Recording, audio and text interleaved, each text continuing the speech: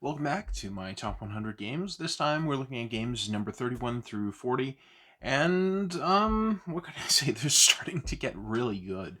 Uh, I would happily play any of these games at the drop of a hat, although there are some differences in terms of when these games are appropriate to pull out with other players, and when you might have to select something else.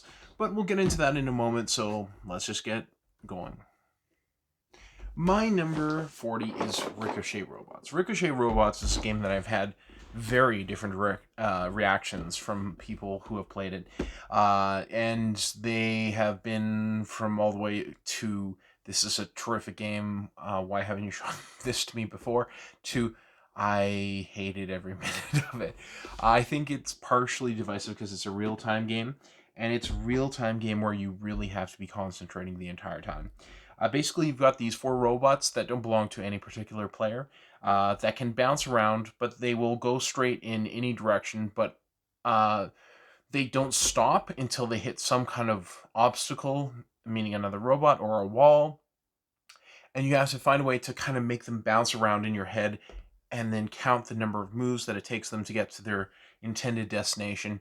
And then while everyone else is doing this, you go, okay, I can get the blue robot into his home spot in 12 moves. And so you flip the timer, and people only have until then to figure out a way to do it faster. Then someone else might say, well, I could do it in 15. And another person might say, well, I can do it in 8. Then you go, and the person who says they can do it in 8 is actually, oh, wait, I made a mistake. Okay, we'll just rewind to where it was so I don't get the point. And then you go and you prove that you can do it indeed in 12 moves, and so you take the chip. If you hadn't, the person who said they could do it in 15 would then go at that point. So it's whoever can prove that they can do it in the lowest number of moves possible is the one who gets the point, and then you just go through all the chips, and each robot goes off to its to a home spot 4 times. Plus, there's one extra that's a wild spot that any robot can get to if you can just figure out a way to make it work. Yeah, it's not terribly complicated. It's just very thinky, and there's that time pressure element at the same time that I think makes this a little too much for some people.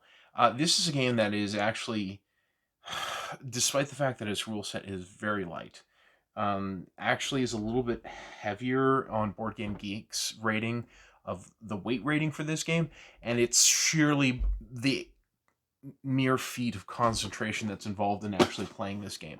Um, which is actually a problem with those rankings because I think you should make it clear, is this how mentally intense it is to try to do well at this game, or is this a rating for how complex the rule set is? Because those are two different things, and you can find games that are very high on one while being very low on the other. And so do you rate them high or do you rate them low?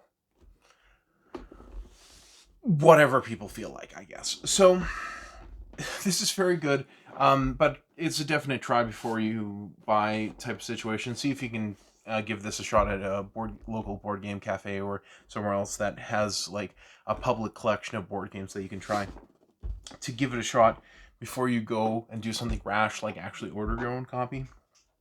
But if you do want to be rash, I take no responsibility for any pain that this game might inflict upon you. Yes, it's great, but I didn't tell you that you would think it's great. I just think it's great. That is my number 40, Ricochet Robots. Forgot to mention about Ricochet Robots. Previously it was ranked at 26, so it's dropped a little bit to 40. Its weight is, and I consider this a mere complexity rating, its weight is a 1, and it will play 1 to probably 15 people at most because you need to have everyone able to see the board in order for the game to be played properly. So, yeah, so that's just Ricochet Robots. My number 39 is Near and Far. Near and Far is a sequel to a game I liked, but ultimately got rid of my copy, called Above and Below. And it's the predecessor to Now or Never, which I have avoided, despite the fact that I was and still am to some extent interested in it. I've just avoided it because I hear it takes a really long time, whereas this one doesn't really have play length as a major concern. It's a combination of a traditional Euro game, um, and a sort of storytelling game where you have a book of stories, and depending on which places you go and what things you do exactly, you're going to get a choose your own adventure style choice where it's like, do you want to do this thing, this other thing, or this other thing? And there may be a skill level where you need a certain stat and a certain role in order to pass it. And if you pass it, you'll get some kind of benefit. If you fail it, something else will happen. It's a cool system, and I do think that I'm. How do I brush this? I have heard there's a way to break the game. I just haven't personally done it, and for the purpose that I have this game for, which is to play casually with my wife, I don't particularly care that much if something to do with spamming the tense is going to break this game, because even if that's true, what I'm probably going to try to do is balance winning with getting as many stories read as possible. And so I don't think I'm going to run into that. So, yes, that would probably be a major concern if this was a pure strategy game. But because it isn't, and also partially because I haven't done that myself, it doesn't really bother me in there. Although it's probably something that the publisher Red Raven Games should look at trying to create a fix for, so that it's not going to negatively impact people's experience of this game. I do recommend it. It's a great game if you want something that sort of is that halfway point between just going through a story and giving you like a more fully featured medium weight Euro game to play through. If you like both of those things, the combination here is really enticing, and I think you'll like it. But with the added caveat of, are you the kind of person who's going to try to find an exploit in the game, because there apparently is something fairly game breaking. Again, I don't remember what it specifically is, but something to do with spamming tents, I believe. If you're the kind of person who finds that and exploits that and then gets bored when it just devolves into that kind of thing over and over again, yeah, I could see this not being a wise choice for a game. But if you're not, if you would just like a nice combination of Eurogaming and storytelling, this is a very solid game, and I like it quite a bit. And I really am hoping to get this back onto the gaming table as soon as possible. So that is my number 39, Near and Far. Previously ranked 43, so it's risen a little bit. Its weight is about a 5 and plays 2 to 5 players. Okay, so my number 38 is The Crew Deep Sea Adventure, and I could have just as easily put The Crew The Quest for Planet 9 on this list at this spot, but I just like this version a little bit better because I think the mission cards are a more streamlined, elegant design than what they have in The Quest for Planet 9. It's previously was ranked at 30, so it slipped, but not massively. Its weight is about a 3 and will comfortably play 3 to 5 players, although I have heard that the 2-player variant is not that bad. I just, it doesn't excite me, the idea of trying to play a trick-taking game, even a cooperative one, at only 2 players. The Crew, let me add a caveat. This is a game that is much more loved by my family than me, and this is my 38th favorite game out of 500 or so that I've played in my life. It's excellent, but I don't want to play it every time I play games with my family, and that seems to be the rate at which they want to play this one. They want to play it every time I come over. If I try to play a game online with them, if we're just at different, if we're here in our in our city and they're in their city and we're not, neither of us is driven to the other person, and I'm saying, why don't we play something online? What do they want to play online? They want to play this online. Sometimes they'll specify the original version, and I just overrule them. I just really think it's there's no reason to go back other than the storyline. And I haven't completed this one's storyline, so I mean, maybe I'll go back. Maybe I'll start playing the original version more. just to go through the rest of the story, because I actually do care a little bit about that. Um, it's a trick taking game, so a lot of the same stuff applies. There, you have to lead with a suit, and then you have to follow that suit if you can. If you can't, you can play anything. There are trump cards, which are in this case submarine cards. In the other game, they're rocket cards. There's fewer of them than the other ones, but it helps you win tricks that you aren't leading the suit in. But you're trying to get specific things accomplished. In this one, you're trying to get things like get one person the 4 of pink and the 5 of green, and another person has to win 2 tricks at the beginning, but no more after that. And a third person has to win every submarine card. So maybe that has to go to the captain, and then you just draft them one at a time, and then you start playing out the tricks, but you also get a communication token that lets you communicate, hey, I have this card, and this card incidentally happens to be my highest card in that suit, or the lowest card in that suit, or the only one in that suit. And then sometimes they take those things away from you, so you can't communicate quite as much as I just described. It's a great deal of variety and interest and working together, and there's a lot of me getting angry at my family for making dumb moves. And I don't understand, why is their idea of a good time me getting angry at them? Um, I really I'm trying not to read too much into that. It is a great game, but yeah, if someone's not wholly attentive, and I do have ADHD that runs in my family, um, if someone's not wholly attentive, if someone is forgetting like that they have this, they're concentrating so much on their one mission card, they forget completely to factor in their second one, which is just like, oh, I just lost on the second one because I was going for the other one. That kind of thing can happen very easily in this game. And it can be fun, but you have to be a little picky, I think, about who you decide to play this one with. I also find that it can be a little bit of a stretch to try to get people who have never played any trick taking games at all to play it. But in some ways, this one can be better because you're cooperative and you aren't giving away information that's to your detriment. There is the problem, though, that there is limited communication in this game. And as far as I can tell, it goes by the rule of you can't directly communicate information that that that tells other people or implies to other people what is in your hand.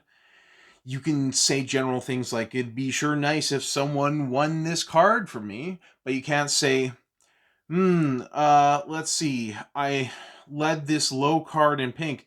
Maybe that's to bleed out the only the one card that might be higher than my other pink card because you're holding a pink 8. So you play a pink 3 to get the pink 9 out. That would be too much because then you're basically saying I have a pink 8.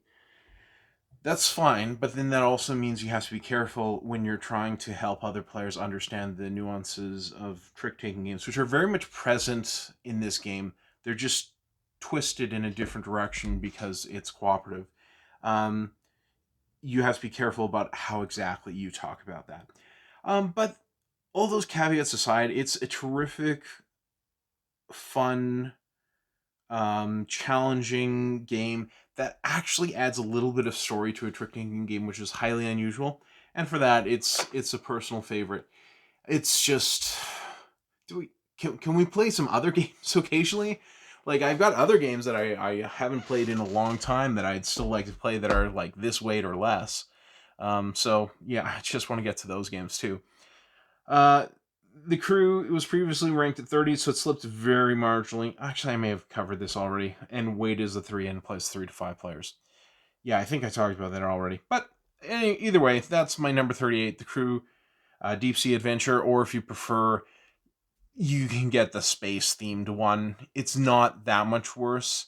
It's just they're so similar that you there I don't see there any reason to not play the slightly better, slightly more streamlined version that's uh, not different enough that it's anything but just the slightly better game to play. So, anyways, number 38, The Crew. Telephone Pictionary.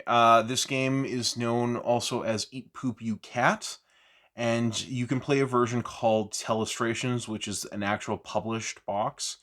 However, I also think that version is slightly worse because it tries to add more rules and turn it into an actual game where you're trying to be accurate, which like subverts the whole purpose of the game, which is to have an activity centered around random nonsense. It is an activity and it is not technically a game, but it's a game-like activity enough that I consider it a legitimate member of this list. It was previously ranked 25, so it's dropped a bit. Its weight is a 1. You can teach this to anyone, and player count would probably be somewhere between 5 at the lower end and 16 at the higher end, and really is best sort of in the midpoint of that range. So what is telephone Pictionary? I can explain it in about 15 to 30 seconds. Everyone writes a sentence describing something. Then they pass the sentence to the next person, along with a set of pieces of paper underneath it that that altogether equal the total number of players. Then, looking only at that sentence, the person who has passed that drawing draws a picture, and then they pass that picture and the sentence to the person to their left. But the person to the left only looks at the drawing that the person just passed to them, and not the original sentence. And then they have to write a sentence describing that. And then they have to pass to the next person, and the next person has to draw a picture based on only that sentence that was just written and nothing previously. So you're only looking at the thing that the person basically to your right just passed you. And then the results are chaos, and then everyone reads them and laughs at the end, and it's very simple, very fun, and a complete pleasure of an activity that is actually fun enough to break into my top 100 board games. I don't really have anything else that is quite like this in terms of being like, it's essentially a folk game, but it's one I like enough that it's within the top 100 range of enjoyability for me. And it is somewhat situational because I really have to be in the right group for it. It really has to be a bunch of people who I can't really try to put try to play a social deduction game like Resistance or Werewolf with, because I feel like it would be too many rules for some of the members of the group. And it has to be, I have to sort of be in the mood for something just sort of light and fluffy that we laugh off at the end. And it does tend to get a little bit long if you go towards the upper part of the range that I've specified, which I put at about 16. I'd really be reluctant to run it with much more than that. And if you're on the lower end of the range of like 5 to 7, it's not quite enough time for the thing to change. So really you want kind of like in that 10 to 13 range ideally. Yeah, maybe 9 to 13. And when it's sitting about there, it's actually really good. But I'll still play it at those other ranges if I'm in the mood. You know, if I've got 5 players and I'm like, let's just play something silly and quick. It's great for that, and I would recommend it. I think you can play it just based on my description, so go try it. Next time you've got like 8 people in a room with you, grab, 9 pieces of paper, 1 for yourself and 1 for each other player, and then 8 more sets of that around the table. Use a stapler if you've got one, or possibly a paper clip, and then just go at it, give it a shot, and see what kind of chaos ensues. That is my number 37, Telephone Pictionary, also known as Eat Poop You Cat. Also officially published as Telestrations, but again, if you're going to do that version, play it by the rules I mentioned. Play it for the sake of nonsense. Don't try to play it for points. Okay, so this one is my number 36. It's Spirit Island. I would say that Spirit Island is not the most complex cooperative game I have, largely because you can play Mage Knight cooperatively. But it is, yeah, probably. I'm just looking at my heavier games. Yeah, it's the most complex, pure cooperative game that I have. Now, I can take or leave it, this sort of hippie, anti-colonialist themes. I'm not saying I'm pro-colonial. I'm just saying, like, um, it's not something that excites me either. In the same way that like a colonial theme doesn't excite me. So, like, if it's about colonialism for or against, just that's not really a plus for me. This one is a really sort of weirdly designed game where it's all about how you manage card play and then bringing new cards into your hand. So it's a very strong hand management game. And then there's a, a tremendous element of, like, are your powers going to trigger fast before the big surge of the bad guys in the middle of the round? Or is it going to trigger slow? So that's going to happen. All the effects are going to be done, and you have to deal with the aftermath. But maybe the power that you're actually playing is going to do more. Do you have enough energy to do it? Have you upgraded yourself appropriately enough? How are you working with other players? Sometimes it doesn't matter because this is also a solo game. And as a solo game, it's very good. I've probably played it a lot more as a solo game. No, I definitely have played it a lot more as a solo game than I've played it as a multiplayer game. As a multiplayer game, I was still feeling out how to work with other players and try to manage how our respective powers bounced off of each other to make it work. I think it's really cool. It's if I've avoided traditional cooperative games, and I would say these would be games in which there's the sort of pandemic DNA that's strongly emphasized. It's in a lot of Matt Leacock's work. So if you try to play both all of his different pandemic variations, or the Forbidden Island or Forbidden Desert, I haven't tried Forbidden Sky. Um, there's that sort of similar pattern of, you have so many actions. There's a deck that's working against you. You have to draw a certain number of cards from that deck, and then you do the results, and things can kind of explode off each other. Yes, there is some of that DNA in here, and particularly in sort of how the bad guys sort of spread across the map, and where they trigger based on which kind of territories are getting their cards drawn. Yes, but the way it's structured here and how you counteract that feels like it's not it's taken a couple of ideas from that pandemic framework, rather than sort of just being a remix of that same basic design, which is what I find that a lot of cooperative games are doing. And considering I only moderately like Pandemic in the first place, that's actually kind of a problem for me. The most fun I've had playing Pandemic has been in the Pandemic Legacy games, which I believe I've already talked about. But this one differentiates itself, and honestly, if more games had a more striking, different take on cooperative gameplay, then I would have more of them in my collection that aren't just limited communication games, because I do have a lot of cooperative limited communication games in my collection, and I like that. But I also feel like I should just have some more traditional cooperative games that don't rely on, you can't talk to your fellow players about everything that you're doing, as sort of the crux of how the game is interesting. And so, like, having one where you can talk about everything and it's actually this really complex beast of a game. It's not even my most complex game, but it's really heavy for a cooperative one. So I'm a fan. I think I'll play it more, and I really want to get it played more with other players. Um, Before I think I go back and try to get more solo sessions in. So that is my number 36. It was ranked previously at 32, so it's barely moved.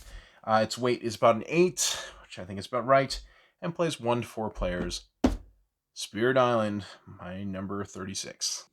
Okay, so we're going to talk about my number 35, which is Obsession, which has shot up my rankings. It was previously ranked at 65. I presume when I ranked it previously, I just hadn't played it that much, probably just once or twice. I've played it more since then. Its weight is about a 7, and it plays 1 to 4 players, and I'm probably pretty comfortable with any of those counts. I believe I've given it a try solo, but I'm not 100% certain now that I think about it. Anyways, Obsession is Okay, so I can be accused of being a pretty thorough, themeless Eurogamer who's constantly playing games just to see how the mechanical gears, work off of each other and how to make it all click into place and generate victory points at a optimal rate. Guilty as charged. I understand that. That doesn't mean I don't like theme. And this is probably the game that if I thought about which game do I enjoy the theme for the most in my collection, it's probably this one. I'm trying to think of what else that I play that I consider heavily thematic. Um, Possibly Wonderland's War for that as well. I really like the Alice in Wonderland theme. I don't know if I like the movie, but I do like the theme, and I like its theme applied to games in creative ways. So that's a good one. But I think this is still my favorite, mostly because I've enjoyed the works of Jane Austen, so I like that sort of um, Victorian or just prior to the reign of Queen Victoria era England theme, and sort of the ladies and the gentlemen and the social dynamics, and people being rash and doing stupid things, and other people trying to save face for other people, how the politics of money. I find that stuff all very entertaining. And I don't find it necessarily romantic. Like, I don't find the difficulties of social status and how that plays into how you're going to find someone to marry to be romantic. I just find it interesting. I don't wish I was there. I just find the idea of sort of sinking into it being very intriguing and fun. But the thing is, this is also just a really intriguing puzzle that includes deck building as an element, but not as the primary thing, and worker placement adjacent stuff where you're not really taking places away from other players, but your workers are more like your resources, and that's so. And then there's sort of a delay in terms of how long it takes for them to become available to you. There's just a really interesting puzzle in sort of how you make all the gears work together, and what resources you need when, and what you can kind of do to cash it all in. But it also has one of the worst rule books I've read. Granted, most of the rule books I read are pretty good, or at least reasonably decent. I really would recommend trying to find a how to play video for this one. I would highly recommend this game if you like the idea of sort of that Victorian era England and trying to figure out how to engineer a socially advantageous marriage. If you like that theme, this is a terrific game for that. If you just care about the puzzle, it's actually still a pretty good game too. The intricacies of how to manage reputation and all your servants and whether they're refreshed or not, or like the special powers they can purchase depending on which things you buy, and money is so tight. Um, and honestly, that makes complete thematic sense. So it's a plus for that too. It's just don't try to learn this primarily from this rulebook. It's not that it's all incomprehensible. It's just very poorly organized, and it's hard to reference later, and reading straight through it leaves you with a bunch of unanswered questions. It's not a great manual. If you can, it's popular enough that there's got to be some good how to play videos out there. I seem to remember using some of them at some point. So it's probably going to be fine as long as you don't strictly need to learn the game by its rulebook. As long as you're not that person, I think this is a terrific game to get into. So that is my number 35, Obsession. So I this is my number 34, Castles of Mad King Ludwig, and this is my poor person's version. I have this because I am not worthy enough to fund the deluxe version on Kickstarter. Although, to be fair, I could lie to you and say that I have backed it because I can't imagine it's come in, because I don't think the campaign ended that terribly long ago, so I don't think anyone's got it yet. But no, this is going to be my copy for the foreseeable future because yeah, it's what I can afford right now. It's a great game though. I and it's been sitting on my list pretty high for a while. This previously was ranked at 31, so it's basically the same area that was last time. Its weight is about a 5. It's a midweight game, and we'll play 2 to 4 players. There is a solo mode marked. The whole fun of the game is the money flowing between players, and you would just not get to do that in the solo game. It's a stretch that the game works at all at 2, to be honest. Like, it's a noticeable downgrade. So no, I'd say this is mostly a multiplayer game. It's a little bit like Suburbia, but I just find the theme a lot more fun, and it's a little bit more satisfying to build these castles because they're not conventional shapes. You can see on the back there, they're not just like hexagonal tiles. Like, I think they're hexagonal tiles in Suburbia because they're different shapes. Like, what your thing looks like from an aerial point of view is going to be different every game. That's terrific. The color scheme is also more vibrant and attractive, even in my peasants version of the game. Um, and then there's just all these tricky things of like, how are you going to make the scoring work? How are you going to make things fit together? How are you going to get bonuses for rooms? Because if you get every doorway sealed off by something, you get a bonus that's dependent on the kind of tile that you have. It's great. It's and then there's this whole money aspect where it's like you every turn a player sets a set of tiles that players can buy at a market, and then the player who sets them is the other players pay to them whatever they set the money at. So they're trying to set things that they think the players will want at higher values so they can get them. But maybe they'll also try to hide a tile that they really want at a higher value that they don't think anyone else will pay. But then they themselves have to pay that higher value when it comes around to their turn if they want it.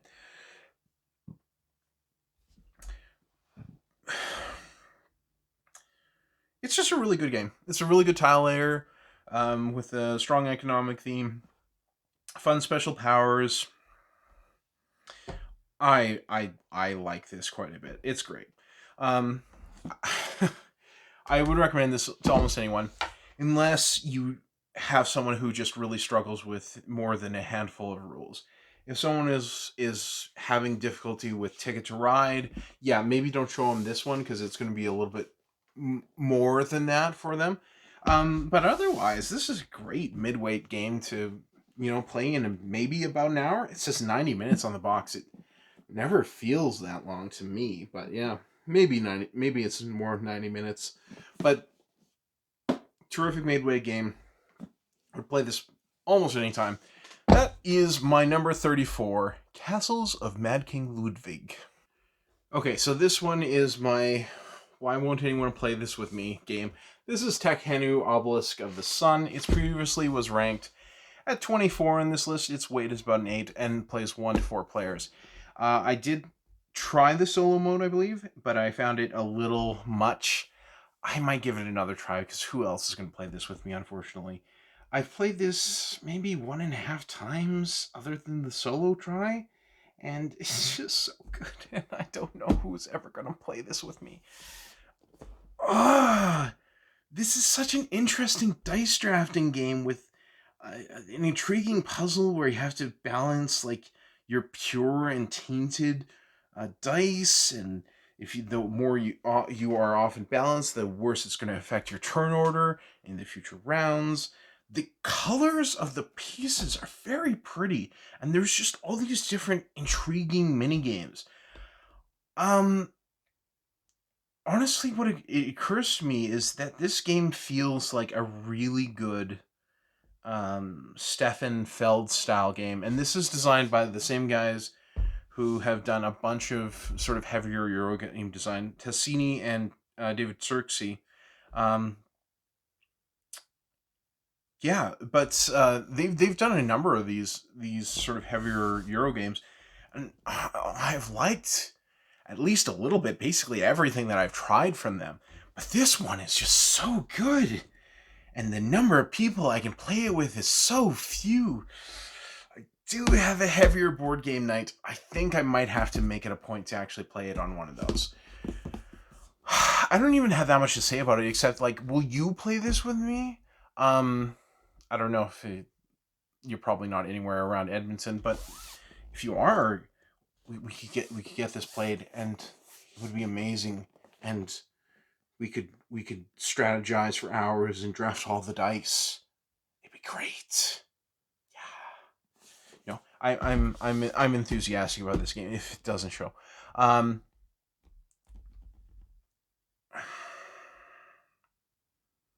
there is so much going on in this game, though. Maybe I should have rated the weight on this one a 9 instead of an 8. I don't know. It's up there either way.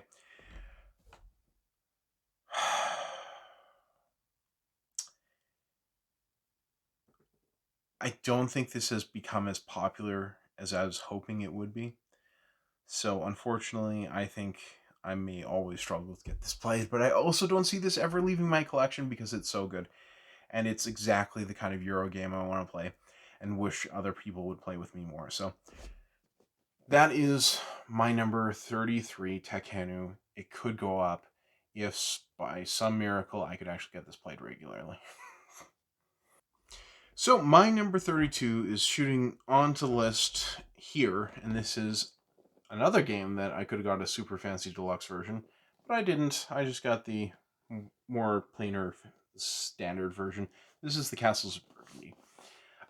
Castles of Burgundy has single-handedly revived my interest in Stefan Feld as a designer after I kind of bounced off the card game version, which I believe, based on a Dice Tower review, I was expecting to be uh, the better version of this game, and I'm like, it's not that interesting, and I got rid of it.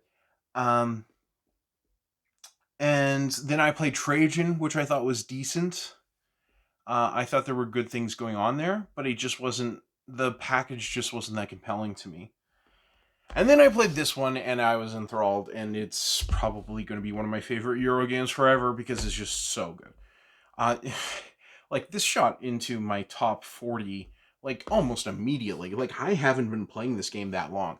I've gotten in like a decent number of plays for like a game that I've only been playing for a few months. I think I've played this 4 times in like maybe the past 4 months. And by the way, this is new to the list. I would rate the weight at about a 7 and 2 to 4 players. Although I have yet to try the solo mode in here. Maybe it's good, maybe it's not.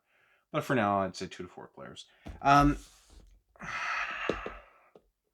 don't even know what to say about it. There's dice rolling, but the dice rolling just gives you a nice mix of constraint and freedom because you can find things to do at the full range of those numbers. There's no like higher numbers being better than lower numbers or lower numbers being better than higher numbers. It's all situational. Sometimes you need high, sometimes you need low. You get some ability to manipulate those dice and move them up and down in values, but you can't roll from a 1 to a 6 or a 6 to a 1 using the worker ability, which lets you, again, move the dice up or down in value. Um, and then you're simultaneously looking for like new tiles to pick up and places to put those tiles. You always roll 2 dice, and those 2 dice give you the ability to do 2 things, and you almost always do something you feel very good about every time you take a turn. Either you're taking a tile that you really want, or you're putting a tile onto your board that is going to give you a benefit or some kind of other bonus that is really helpful for you, and you just feel good about it, and you're constantly getting points, and those points rack up, and the game tends to skew towards being balanced, where um, it you can have really close scores, and you can really feel like we both did well and played well. I just managed to eke out a few points extra on this one thing, and that was the difference. and that's really exciting to have it come down to the wire. For the most part, unless you play very poorly, like you should have a great deal of suspense about like how it's going to turn into points at the end of the like how who's going to actually pull ahead at the final end. I just wish there was more sort of hidden scoring in the game. Just because if more of the points were located there, it'd be a little bit more unpredictable. There's some, but you can also sort of specifically choose not to go into go for scoring for things that cash in only at the end. And if you don't, like your score can basically be more or less what it's going to be at the end when you finish.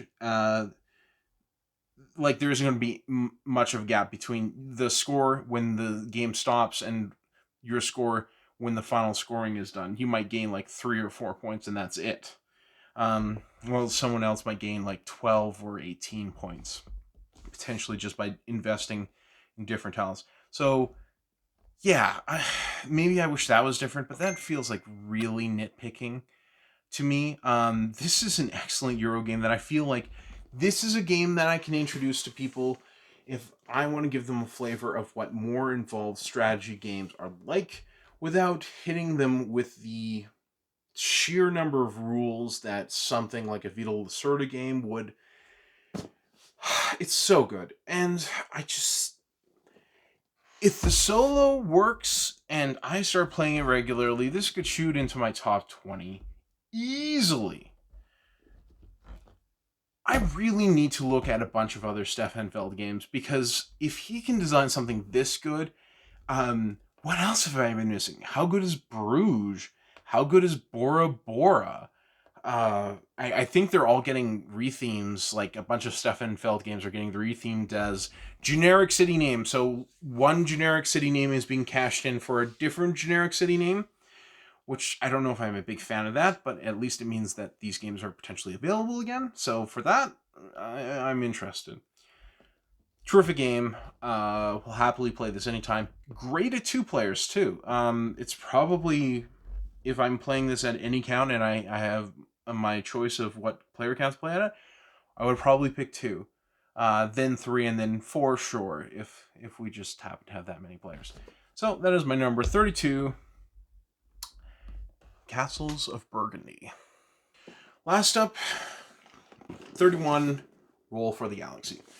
Roll for the Galaxy was previously ranked 27, so it's gone down very marginally. Its weight is about a 6, and that has a lot to do with some confusing terminology in terms of figuring out what the specific language of the game is like. And we'll play 2 to 5 players. I don't think they did anything to do a solo mode, which is unfortunate because this is exactly the sort of game I would like to play solo. I can play it on the app. So I've played a lot of my plays on the app with my wife, and occasionally with my friend Christian, and it's been a lot of fun just delving deeply into a game over and over again that I really don't do that much. I keep trying to play new games and then if it's been too long since I played a specific game that I really like, I go, oh okay, it's been a long time since I played A Feast for Odin, which is a game that I haven't played for quite a while. Um, I should really get Feast for Odin played, and then I'll play it, and I'll be that was great. Now I haven't played Cyclades for a while. Maybe I should get Cyclades. And that's sort of how it goes. So like games sort of come back in the rotation. I play them. Um, I really should get Tekhenu played. I figured that much out. Um, but this one I've just been able to delve into a little bit more because I've been playing on the app. It does handle things, but it's also made me familiar with the terminology so that I'm not as confused about what something means.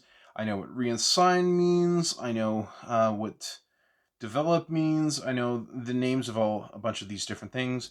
I know how to sort of leverage all 5 of the basic actions and sort of when to use them and when to emphasize them and when to let them go a little bit more. It's It's a really interesting re-implementation of Race for the Galaxy, and I think this one's actually a little bit easier to handle because, unlike Race for the Galaxy, it isn't as heavy on the symbology and it isn't as heavy on terms that you might not necessarily know how to handle. It's also got pretty custom colored dice and pretty cups with nice bright primary colors and player shields and tableaus that you're developing and dice that are different things depending on what context they're in. Like if they're sitting on your piece of your tableau, or if they're sitting in your citizenry, which means they need to be hired with monies, or if they're in your cup, and if you roll them, what you can use them for, and how you can reuse something as something that it technically is not. It's all interesting, and it's all something that I enjoy quite a bit. Um, do I have a problem with it? I just wish I had played the physical version, like this copy, more than I have to this point. Is basically what it comes down to. Um, Digital implementation is really great, other than the fact that it has a bug where the same thing just keeps the game that was deleted just keeps popping up every time I hit the trash button to get rid of it. It just pops back in, and so it's the game that will never die. And if you try to click on it to do something with it, it just crashes the program. So it's just sitting there taking up space for no discernible reason, and I don't know what it is doing. That's not really a complaint against the game. It's more of a complaint against the app. I really think I like this better than the card game, but I also think this is the game that you should play with players who haven't played either first. Get them used to the basic system and the selection of the 5 basic actions that you can take, and then try to explain the ecosystem of symbols that is Race for the Galaxy. I know, Race for the Galaxy should be my favorite game. Thank you, Christian, for that information. It's not, and this one's still better than Race for the Galaxy because dice are cooler than cards. So, also, dice should never be in the title. If your name is Dice Hospital, just to pick on a random game for no particular reason, I think your game is stupid. I think Dice Realms is a stupid name for a game. Roll is a perfectly good word because it's a verb. It's okay. It's okay. I'm fine. I'm fine. I'm fine. That is my number 31. Roll for the Galaxy. Excellent game. Give it a try. So that is my number 31 through 40. And in going through a lot of those, there were a fair number of heavy games, a fair number of medium weight games, and only a couple of games that are, maybe 2 or 3, that are a little bit simpler and easier to play. But we're starting to get into the weeds of the heavier Euro game that I enjoy, especially with games like Tekkenu and Castles of Burgundy, and maybe to a lesser extent Obsession. I think you will continue to see games of that type pop up more and more as we get further towards the top of the list. So let me know what you think, and I will see you on the next video.